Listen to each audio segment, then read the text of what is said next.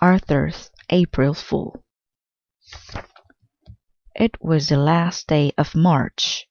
The joke shop was full of people getting ready for April Fool's Day. Arthur and Buster tried out everything.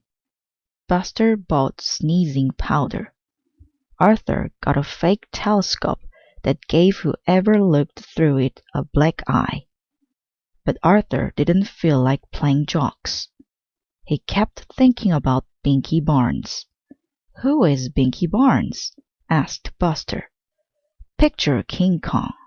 Now double it," said Arthur. "He keeps threatening to punch me out." Later that day, Arthur was practicing his magic tricks with Buster and Francine for the April Fool's assembly. "Hey, Shrimp!" A giant shadow covered them. "I'll show you a trick," said Binky Barnes.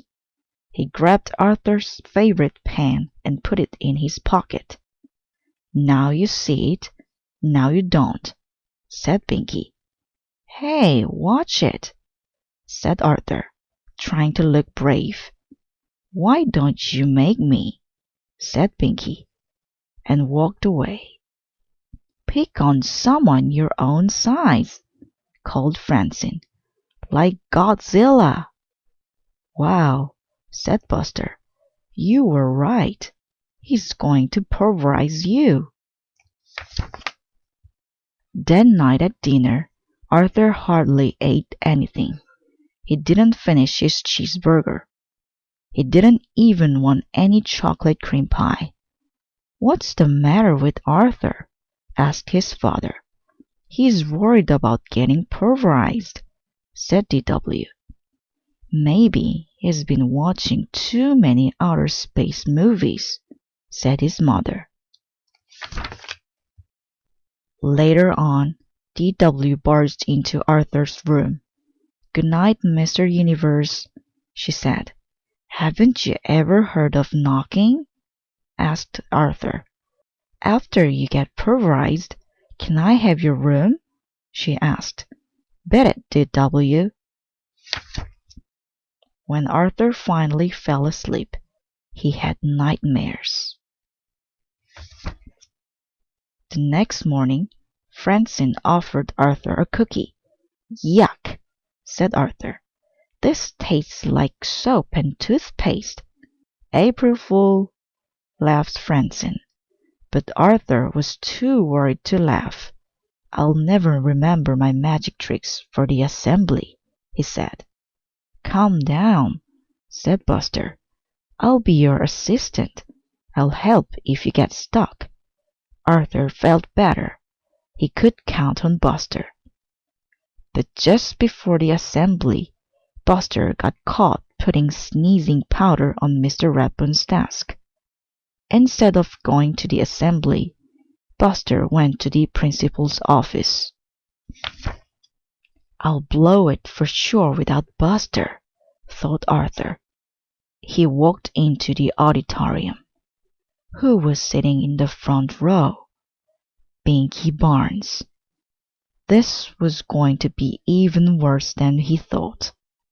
Arthur worried while Mr. Ratburn read people's minds. He worried while Francine and Muffy did shadow tricks.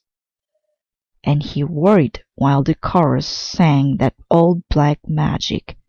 Finally, it was his turn. "For my first trick," said Arthur, "I'll need a volunteer." Binky Barnes jumped on the stage. "Surprise, pipsqueak," he whispered. Arthur gulped. Arthur asked Binky Barnes to tear up a sheet of paper and put it in the magic hat. He said the magic words and waved his magic wand to make the paper whole again. But rabbits came out instead. Everyone laughed.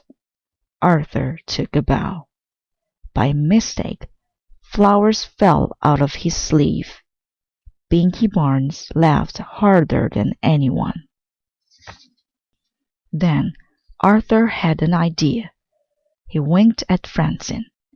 For my next trick, I'll saw this young man in half. Binky stopped laughing and took a step back. My saw, please, said Arthur. Binky turned pale. And now the bucket to collect the blood. Binky screamed. He stepped back again, this time right off the stage. Everyone laughed, even Mr. Redburn. After the assembly, Arthur stopped Binky in the hall. What's the matter, Binky? You left before I could show you my best trick. No thanks, said Binky Barnes. Are you sure? It lets you see things you've never seen before, said Arthur. Really? Said Binky.